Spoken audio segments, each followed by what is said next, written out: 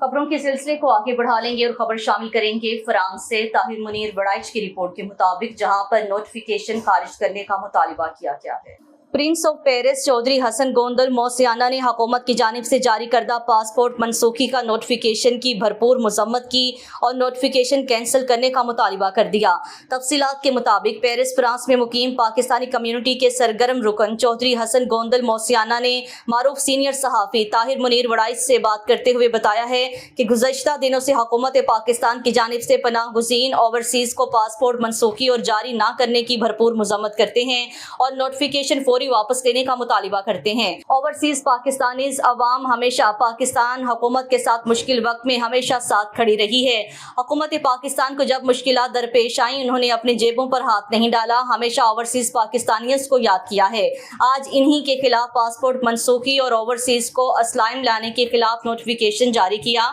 इसको फिलफौर वापस लें। मजीद उन्होंने कहा कि पाकिस्तान की अवाम कोई अपनी फैमिलीज को छोड़कर दूसरे मुल्क पनाह लेने अयाशी करने नहीं गए, मजबूरी के साथ बैरून मुल्क पनाह लेते हैं और हुकूमत वक्त को जारी करदा नोटिफिकेशन खारिज करने की अपील करते हैं और ओवरसीज पाकिस्तानियों की मुश्किलात दूर करने में मदद की अपील करते हैं ताकि हर किसी मुकीम बैरून अंदरून मुल्क में अपना बाइज्जत रोजगार चला सकें।